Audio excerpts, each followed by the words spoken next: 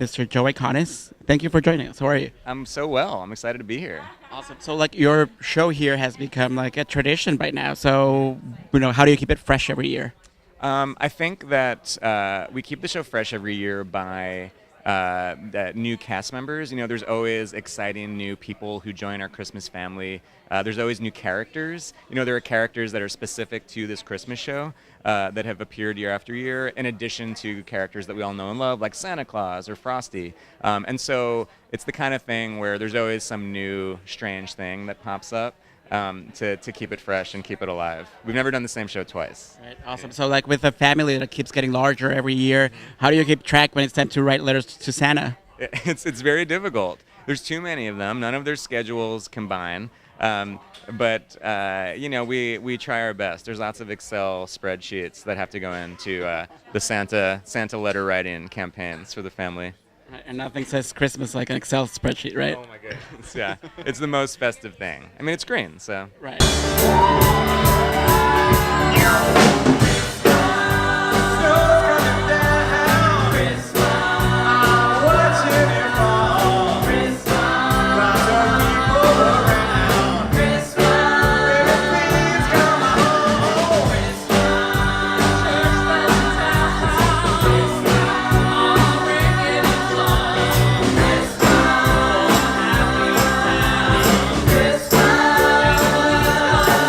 So what's the most exciting part about putting together, the actual set list and choosing the songs that you get to perform? It's really the artists that I work with. I love these people so much, and so for me, it's like a kid in a candy store where I look at their names and I think, oh, cool, what can this person play this year? What song will this person sing? And so a lot of the set list and the material in the show comes out of that. It comes out of like, oh, what am I gonna love to see my friends do this year? And it's really an embarrassment of riches. Like the show runs like 2 hours, probably a little less. Officially, it's like an hour 20, whatever it has to be, but it's a long show. But if I was just given free rein, the thing could be 5 hours long. Right, like a marathon, like a 12 Days of Joe Iconis Christmas kind of thing. Well, now you're giving me ideas. Yeah, that sounds like a 12th annual situation right there. Yeah. So what's like one song that you've always wanted to do at this show that you, for some reason, haven't been able to? Oh my goodness, there's so many Christmas songs. One Christmas song that I always have tried to put in the show that's never gotten in is Step Into Christmas by Elton John. That's one of my favorites. It's not in again this year, but I keep trying. The problem with it is that the show is so sort of overstuffed, which is the idea that as soon as you put something in, you got to take something else out. Otherwise it literally will be like the Coast of Utopia of Christmas shows. It'll just go on forever. So yeah, but maybe one year I'll get in some Elton John.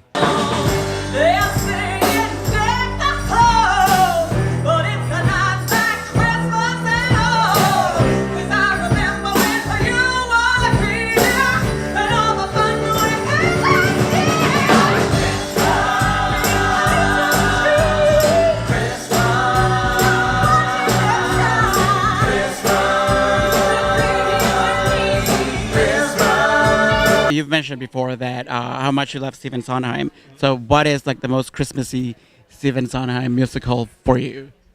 The most Christmassy Stephen Sondheim musical, it's Assassins, because Sam Bick is Santa Claus.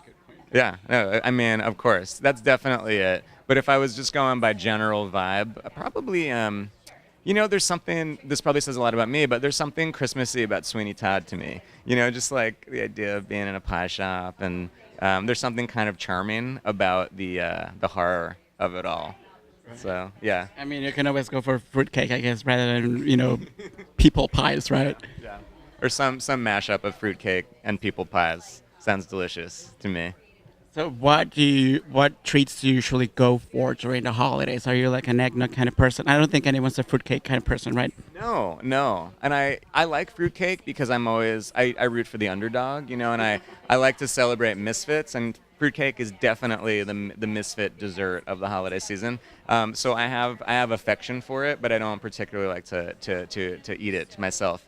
I'm not a big sweets guy, but I love to use Christmas as an excuse to just eat a lot of Italian food. I have a big Italian family, and so there's just lots of like meatballs and braciole, and everything in the house is covered in cheese, and so it's more that sort of stuff that to me, like, tastes like Christmas. That sounds great. And like when you're, in the middle of your food coma, what records do you find yourself playing? What Christmas music? I love, what do I love for Christmas? I like the Sufjan Stevens Christmas albums. I think they're pretty great. I'm a big like mix CD maker or playlist maker, and so I've over the years curated some Christmas mixes that I'm proud of, and those are what sounds like Christmas to me. There's a great version of Fiona Apple singing Christmas. Please Come Home for Christmas, the Eagles song. It's like a live version from the late 90s, and that's always a great one for me. Gets me in the spirit immediately. In terms of, your own musicals, what's on your Christmas wish list, I guess? Are we going to see more productions of Be More Chill next year, or what's going on?